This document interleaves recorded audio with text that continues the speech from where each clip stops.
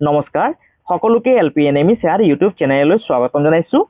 আজি আমি পঢ়িম ষষ্ঠ শ্ৰেণীৰ সমাজ বিজ্ঞান কিতাপখনত দিয়া পাঠ নম্বৰ 10 যাৰ নাম হৈছে ভাৰতীয় সংস্কৃতিৰ ভেটি। এই পাঠটিৰ ভিতৰত থকা যিখিনি অনুশীলনী ভিত্তিক প্ৰশ্ন দিয়া আছে সেই প্ৰশ্নখিনি আজি আমি সমাধান কৰিম। চোৱা অনুশীলনী 1ত 1 নম্বৰ প্ৰশ্নটো কি দিয়া আছে, তলৰ প্ৰশ্নবোৰৰ উত্তৰ দিয়া। 1ৰ ক নম্বৰ প্ৰশ্ন, বেদ মানে কি? বেদ মানে কি এইটো এটা অতি গুৰুত্বপূৰ্ণ প্ৰশ্ন। সেইবাবে তোমালোকে এই প্ৰশ্নটো এবাৰ ভালদৰে চাই ল'বা, কাৰণ তোমালোকৰ পৰীক্ষাত এই প্ৰশ্নটো আহিব পাৰে। বেদ মানে কি? তোমালোকে উত্তৰটো এইদৰে লিখিবা। বেদ হৈছে সংস্কৃত ভাষাত ৰচিত ভাৰতৰ প্ৰাচীন আৰু পবিত্ৰ গ্ৰন্থ। সংস্কৃত ভাষাত বেদ মানে হ'ল জ্ঞান। চোৱা ইয়াত আৰু বানানটো ভুল হৈ আছে, তোমালোকে আৰু বানানটো এইদৰে লিখিবা, ৰু বুলি লিখিবা। আৰু বানানটো তোমালোকে এইদৰে লিখিবা। বেদ মানে কি? ইয়াৰ উত্তৰটো লিখিবা। বেদ হৈছে সংস্কৃত ভাষাত ৰচিত ভাৰতৰ প্ৰাচীন আৰু পবিত্ৰ গ্ৰন্থ। সংস্কৃত ভাষাত বেদ মানে হ'ল জ্ঞান। এইটো হ'ল আমাৰ ক নম্বৰৰ প্ৰশ্নৰ উত্তৰ। তোমালোকে ইয়াৰ পৰা ধুনীয়াকে চাই লিখি ল'বা। ইয়াৰ পিছত চোৱা খ নম্বৰ প্ৰশ্নটো কি কৈছে। খ নম্বৰ প্ৰশ্নটো হৈছে গ্ৰাম কি?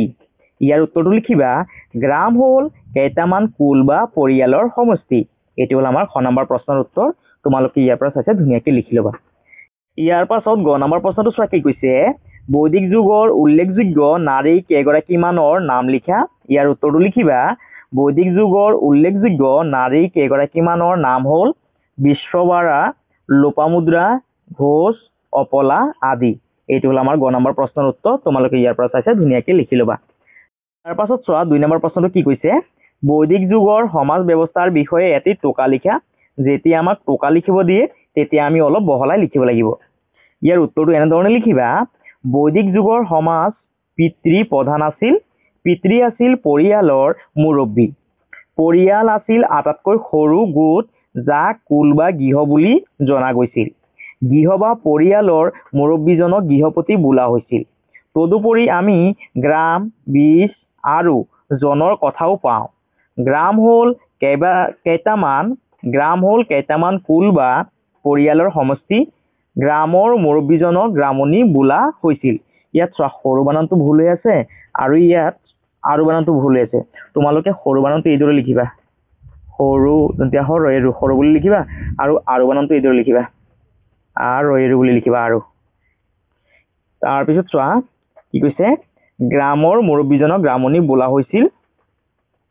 তাৰপিছত লিখিবা কেইবাখনো গ্ৰাম বা গাঁও লগ লাগি একোখন বিশ গঠিত হৈছিল। আৰু বানানটো ইয়াত লিখিবা। আৰু বিশৰ মুৰব্বীজনক বিশপতি বোলা হৈছিল। আনহাতে কেইবাখনো বিশ লগ লাগি একোখন জন গঠিত হৈছিল। জনৰ মুৰব্বীজনক ৰাজন বোলা হৈছিল। যদিও বৈদিক সমাজখন পুৰুষ প্ৰধান আছিল, ধৰ্মীয় আৰু ৰাজনৈতিক কাম কাজত মহিলাসকলেও সমানে অংশগ্ৰহণ কৰিছিল। ইয়াৰ পৰা চাই তোমালোকে 2 নম্বৰ প্ৰশ্নটো লিখি ল'বা আৰু দুবাৰমান তোমালোকে ভালকে পঢ়ি ল'বা, নিশ্চয় তোমালোকে বুজি পাবা। ইয়াৰ পাছত চোৱা 3 নম্বৰ প্ৰশ্নটো কি কৈছে। বেদত উল্লেখ থকা মূল ধাৰণাকেইটা কি কি? ইয়াৰ উত্তৰটো লিখিবা। বেদত উল্লেখ থকা মূল ধাৰণাকেইটা হ'ল 1 নম্বৰ ধৰ্ম, অৰ্থাৎ সৎ পথত থাকি নিজৰ দায়িত্ব আৰু কৰ্তব্য পালন কৰা। 2 নম্বৰ কৰ্ম, অৰ্থাৎ সৎ বা ভাল কৰ্মৰ ফল সদায় ভাল। আৰু বানানটো ইয়াত ভুল আছে, তোমালোকে আৰু বানানটো লিখি ল'বা, আৰু বুলি লিখিবা। সদায় ভাল আৰু অসৎ বা বেয়া কৰ্মৰ ফল সদায় বেয়া। 3 নম্বৰ মোক্ষ, অৰ্থাৎ আধ্যাত্মিক চিন্তা চৰ্চাৰ জৰিয়তে জন্ম আৰু ইয়াত আৰু বানানটো ভুল আছে, তোমালোকে আৰু বুলি লিখিবা। আধ্যাত্মিক চিন্তা চৰ্চাৰ জৰিয়তে জন্ম আৰু মৃত্যুৰ চক্ৰৰ পৰা মুক্তি লাভ কৰা। এইটো এটা অতি গুৰুত্বপূৰ্ণ প্ৰশ্ন। তোমালোকে এই প্ৰশ্নটো এবাৰ ভালদৰে চাই ল'বা যে বেদত উল্লেখ থকা মূল ধাৰণাকেইটা কি কি। ধৰ্ম, কৰ্ম আৰু মোক্ষ। ধৰ্ম অৰ্থাৎ সৎ পথত থাকি নিজৰ দায়িত্ব আৰু কৰ্তব্য পালন কৰা। 2 নম্বৰ কৰ্ম, অৰ্থাৎ সৎ বা ভাল কৰ্মৰ ফল সদায় ভাল আৰু অসৎ বা বেয়া কৰ্মৰ ফল সদায় বেয়া। মোক্ষ অৰ্থাৎ আধ্যাত্মিক চিন্তা চৰ্চাৰ জৰিয়তে জন্ম আৰু মৃত্যুৰ চক্ৰৰ পৰা মুক্তি লাভ কৰা। এইটো হ'ল আমাৰ 3 নম্বৰ প্ৰশ্নৰ উত্তৰ। ধুনীয়াকে তোমালোকে ইয়াৰ পাছত লিখি ল'বা। ইয়াৰ পাছত চোৱা অনুশীলনী 2ৰ প্ৰশ্নখিনি কি দিয়া আছে। 1 নম্বৰ তলৰ প্ৰশ্নবোৰৰ উত্তৰ দিয়া। ক নম্বৰ প্ৰশ্ন, জড়বাদৰ প্ৰচাৰক কোন আছিল? ইয়াৰ উত্তৰটো লিখিবা। জড়বাদৰ প্ৰচাৰক আছিল চাৰবাগ। এইটো এটা অতি গুৰুত্বপূৰ্ণ প্ৰশ্ন। তোমালোকে এই প্ৰশ্নটো ভালকে চাই ল'বা। ইয়াৰ পিছত চোৱা খ নম্বৰ প্ৰশ্নটো কি লিখা আছে, লোকায়ত বুলিলে কি বুজা? ইয়াৰ উত্তৰটো লিখিবা।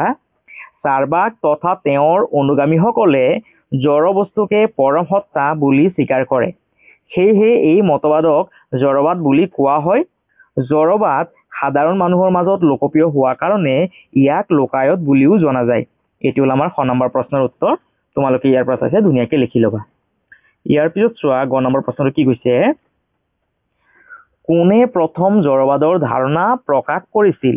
ইয়াৰ উত্তৰটো লিখিবা। দাৰ্শনিক বৃহস্পতিয়ে প্ৰথম জড়বাদৰ ধাৰণা প্ৰকাশ কৰিছিল। এইটো চাইছে তোমালোকে ধুনীয়াকৈ লিখি ল'বা। ঘ নম্বৰ প্ৰশ্ন, জড়বাদৰ মতে জগতৰ সকলো বস্তু কোনকেইটা উপাদানৰ সমষ্টি? ইয়াৰ উত্তৰটো লিখিবা। জড়বাদৰ মতে জগতৰ সকলো বস্তু মাটি, পানী, অগ্নি আৰু বায়ু এইকেইটাৰ মূল উপাদানৰ সমষ্টি। এইটো হ'ল আমাৰ ঘ নম্বৰ প্ৰশ্নৰ উত্তৰ। তোমালোকে ইয়াৰ পৰা চাইছে ধুনীয়াকৈ লিখি ল'বা। ইয়াৰ পাছত চোৱা অনুশীলনী 3 প্ৰশ্নখিনি কি দিয়া আছে। 1 নম্বৰ, তলৰ প্ৰশ্নবোৰৰ উত্তৰ দিয়া। ক নম্বৰ প্ৰশ্ন, মহাবীৰ কোন আছিল? ইয়াৰ উত্তৰটো তোমালোকে এনেধৰণে লিখিবা। মহাবীৰ আছিল জৈন মতবাদৰ প্ৰৱৰ্তক আৰু প্ৰচাৰক। এইটো এটা অতি গুৰুত্বপূৰ্ণ প্ৰশ্ন, সেইবাবে তোমালোকে এই প্ৰশ্নৰ উত্তৰটো এবাৰ ভালদৰে চাই ল'বা। ইয়াৰ পিছত চোৱা খ নম্বৰ প্ৰশ্নটো কি দিয়া আছে, জৈন ধৰ্মত মুঠ কিমানগৰাকী তীৰ্থংকৰ আছে? প্ৰথমজন তীৰ্থংকৰ কোন আছিল? ইয়াৰ উত্তৰটো লিখিবা। জৈন ধৰ্মত মুঠ 24 জন তীৰ্থংকৰ আছে। প্ৰথম তীৰ্থংকৰজনৰ নাম আছিল ঋষভনাথ বা আদিনাথ। এইটো হ'ল আমাৰ খ নম্বৰ প্ৰশ্নৰ উত্তৰ। ইয়াৰ পিছত চোৱা গ নম্বৰ প্ৰশ্নটো কি দিয়া আছে। গ নম্বৰ প্ৰশ্ন, জৈন ধৰ্মত নীতি 5টা কি কি? ইয়াৰ উত্তৰটো লিখিবা। জৈন ধৰ্মৰ নীতি 5টা হ'ল 1 নম্বৰ অহিংসা, 2 নম্বৰ সত্য, 3 নম্বৰ অস্থেয়, 4 নম্বৰ ত্যাগ, 5 নম্বৰ ব্ৰহ্মচাৰ্য। এইটো হ'ল আমাৰ গ নম্বৰ প্ৰশ্নৰ উত্তৰ। তোমালোকে ইয়াৰ পৰা চাইছে ধুনীয়াকৈ লিখি ল'বা। আৰু এই প্ৰশ্নটো এটা অতি গুৰুত্বপূৰ্ণ প্ৰশ্ন, সেইবাবে তোমালোকে এই প্ৰশ্নটো এবাৰ ভালদৰে চাই ল'বা। ইয়াৰ পাছত চোৱা গ নম্বৰ প্ৰশ্নটো কি দিয়া আছে। জৈন ধৰ্ম গ্ৰহণ কৰা প্ৰাচীন ভাৰতৰ দুগৰাকী ৰজাৰ নাম লিখা। ইয়াৰ উত্তৰটো লিখিবা। জৈন ধৰ্ম গ্ৰহণ কৰা প্ৰাচীন ভাৰতৰ দুগৰাকী ৰজাৰ নাম হ'ল বিম্বিসাৰ আৰু অজাত শত্ৰু। এইটো হ'ল আমাৰ ঘ নম্বৰ প্ৰশ্নৰ উত্তৰ। ইয়াৰ পিছত চোৱা ঙ নম্বৰ প্ৰশ্নটো কি দিয়া আছে। জৈন ধৰ্মৰ অনুগামীসকলক কি কি দুটা ভাগত ভাগ কৰিব পাৰি? ইয়াৰ উত্তৰটো লিখিবা। জৈন ধৰ্মৰ অনুগামীসকলক দিগম্বৰ আৰু শ্বেতাম্বৰ এই দুটা ভাগত ভাগ কৰিব পাৰি। এইটো হ'ল ঙ নম্বৰ প্ৰশ্নৰ উত্তৰ। ইয়াৰ পৰা চাইছে তোমালোকে ধুনীয়াকৈ লিখি ল'বা। ইয়াৰ পিছত চোৱা প্ৰথম 6 নম্বৰ প্ৰশ্নটো কি দিয়া আছে। প্ৰথম 6 নম্বৰ প্ৰশ্ন, মহাবীৰৰ শিকনিসমূহ প্ৰাকৃত ভাষাত কি নামেৰে সন্নিৱিষ্ট কৰা হৈছে? ইয়াৰ উত্তৰটো লিখিবা। মহাবীৰৰ শিকনিসমূহ প্ৰাকৃত ভাষাত অংগ নামেৰে সন্নিৱিষ্ট কৰা হৈছে। এইটো হ'ল প্ৰথম 6 নম্বৰ প্ৰশ্নৰ উত্তৰ। ইয়াৰ পৰা চাইছে তোমালোকে লিখি ল'বা। ইয়াৰ পিছত চোৱা 2 নম্বৰ প্ৰশ্নটো কি দিয়া আছে। ভাৰতবৰ্ষৰ আধ্যাত্মিকতাৰ দিশত নতুন চিন্তাধাৰাৰ উন্মেষ ঘটাৰ কাৰণ কি আছিল? ইয়াৰ উত্তৰটো লিখিবা। বৈদিক যুগৰ কঠোৰ ধৰ্মীয় নীতি নিৰ্দেশনা, যজ্ঞৰ আধিপত্য আৰু বৰ্ণ ব্যৱস্থাৰ বেয়া প্ৰভাৱৰ বাবে সাধাৰণ মানুহ অসন্তুষ্ট হৈছিল। এই অসন্তুষ্টিৰ বাবে নতুন চিন্তাধাৰা যেনে বৌদ্ধ আৰু জৈন ধৰ্মৰ উন্মেষ ঘটিছিল। বুদ্ধ আৰু জৈন ধৰ্মৰ উন্মেষ ঘটিছিল। এইটো হ'ল আমাৰ 2 নম্বৰ প্ৰশ্নৰ উত্তৰ। তোমালোকে ইয়াৰ পৰা চাইছে ধুনীয়াকৈ লিখি ল'বা। ইয়াৰ পিছত চোৱা 3 নম্বৰ প্ৰশ্নটো কি কৈছে। বৰ্তমান মহাবীৰে সন্ন্যাসী জীৱন যাপন কৰিবলৈ কিয় মত পোষণ কৰিছিল? ইয়াৰ উত্তৰটো লিখিবা। বৰ্তমান মহাবীৰে জগতৰ দুখ পীড়া আঁতৰাবলৈ তথা সত্যৰ সন্ধান আত্মাৰ মুক্তিৰ পথ বিচাৰি সন্ন্যাসী জীৱন যাপন বাছি লৈছিল। এইটো হ'ল আমাৰ 3 নম্বৰ প্ৰশ্নৰ উত্তৰ। তোমালোকে এই প্ৰশ্নটো এবাৰ ভালদৰে চাই ল'বা, কাৰণ এই প্ৰশ্নটো পৰীক্ষাত আহিব পাৰে। ইয়াৰ পাছত চোৱা অনুশীলনী 4 প্ৰশ্নখিনি কি দিয়া আছে। 1 নম্বৰ, তলৰ প্ৰশ্নবোৰৰ উত্তৰ দিয়া। ক নম্বৰ প্ৰশ্ন, বৌদ্ধ ধৰ্মৰ প্ৰৱৰ্তক কোন আছিল? ইয়াৰ উত্তৰটো লিখিবা। গৌতম বুদ্ধ আছিল বৌদ্ধ ধৰ্মৰ প্ৰৱৰ্তক। ইয়াৰ পিছত চোৱা খ নম্বৰ প্ৰশ্নটো কি দিয়া আছে। গৌতম বুদ্ধৰ পিতৃ প্ৰদত্ত নাম কি আছিল? ইয়াৰ উত্তৰটো লিখিবা। গৌতম বুদ্ধৰ পিতৃ প্ৰদত্ত নাম আছিল সিদ্ধাৰ্থ। এটি হ'ল আমাৰ খ নম্বৰ প্ৰশ্নৰ উত্তৰ। এই প্ৰশ্ন দুটা তোমালোকে ভালদৰে চাই ল'বা। ইয়াৰ পিছত চোৱা ঘ নম্বৰ প্ৰশ্নটো কি দিয়া আছে। গৌতম বুদ্ধই কোন ঠাইত তপস্যাত বহিছিল? ইয়াৰ উত্তৰটো লিখিবা।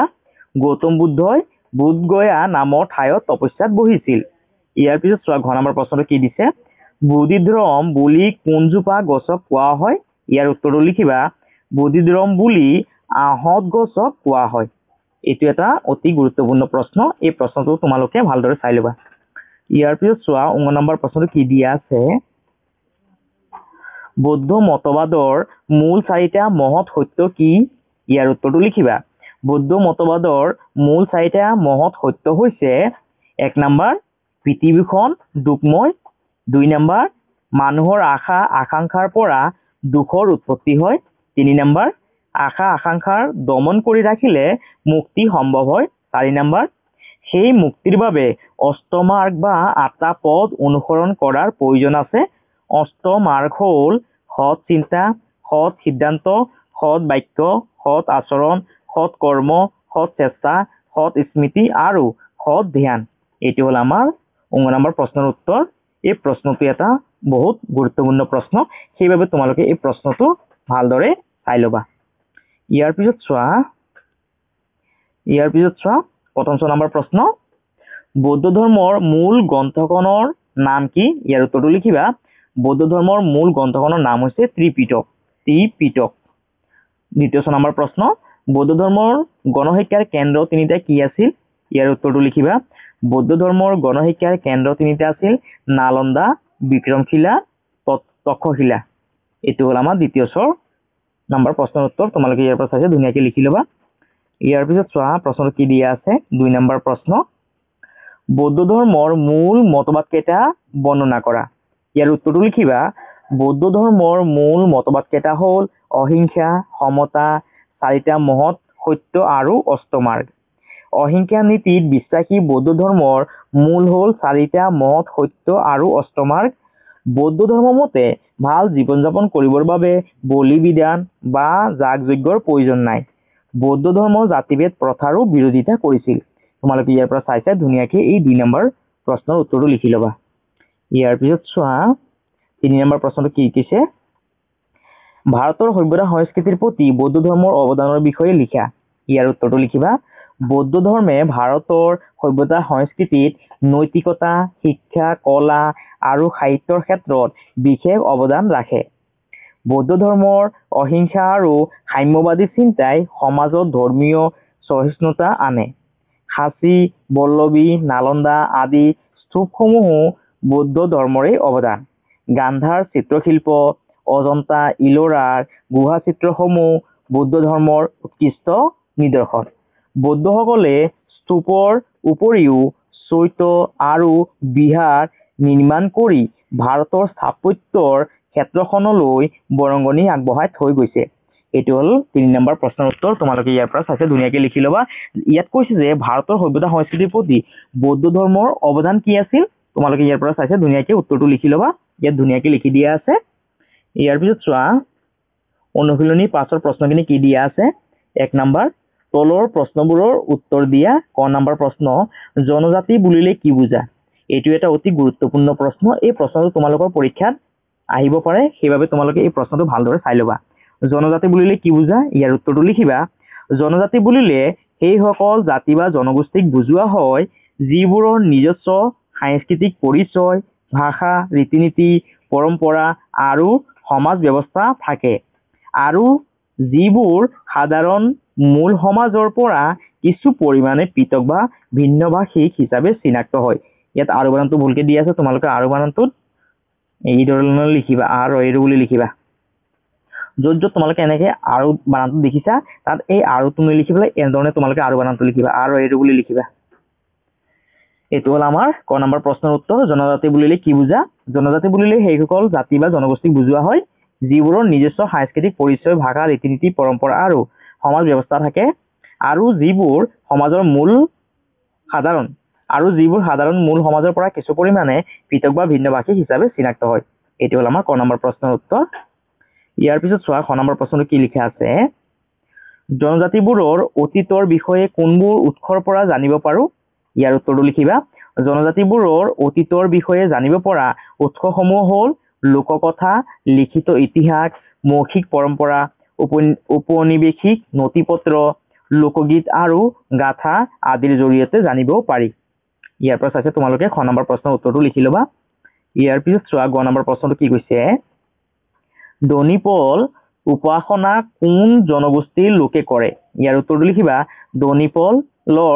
দনিপলৰ উপাসনা অৰুণাচলৰ আদি আৰু অসমৰ মিচিং জনগোষ্ঠীৰ লোকে উপাসনা কৰে ইয়াত আৰু গণটো ভুল আছে তোমালোকে আৰু ৰয়েৰু বুলি লিখিবা আৰু ইয়াত অৰুণাচলত ৰয়েৰু বুলি লিখিবা অৰুণাচলটোত ইয়াত ৰহস্যগাৰ হৈ আছে ইয়াত ৰয়েৰু বুলি লিখিবা দনিপলৰ উপাসনা অৰুণাচলৰ আদি আৰু অসমৰ মিচিং জনগোষ্ঠীৰ লোকে উপাসনা কৰে গ নম্বৰ প্ৰশ্ন জনজাতীয় বিশ্বাসে মূলত কাক ঈশ্বৰৰ স্থান দিছে ইয়াৰ উত্তৰটো লিখিবা জনজাতীয় বিশ্বাসে মূলত প্ৰকৃতি বা প্ৰাকৃতিক শক্তিক ঈশ্বৰৰ স্থান দিছে এইটো হ'ল গ নম্বৰ প্ৰশ্নৰ উত্তৰ ইয়াৰ পৰা চাইছে তোমালোকে লিখি ল'বা ইয়াৰ পিছত চোৱা ঙ নম্বৰ প্ৰশ্নটো কি কৈছে মুণ্ডা আৰু চাওতাল আদিবাসীসকলে কাক উপাসনা কৰে ইয়াৰ উত্তৰটো লিখিবা মুণ্ডা আৰু চাওতাল আদিবাসীসকলে সিং বংগা নামৰ ঈশ্বৰক উপাসনা কৰে তোমালোকে মনত ৰাখিবা মুণ্ডা আৰু চাওতাল আদিবাসী মানুহসকলে সিং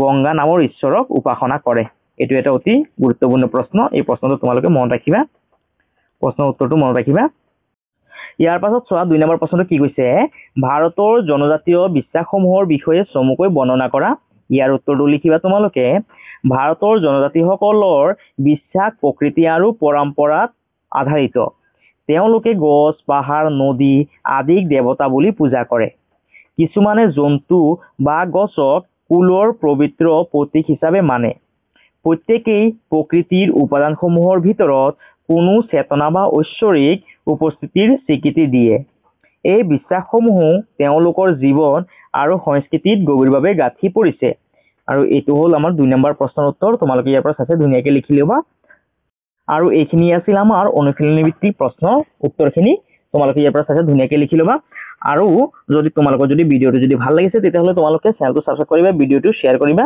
আৰু কমেন্ট কৰিবলৈ নাপাহৰিবা সকলোকে ধন্যবাদ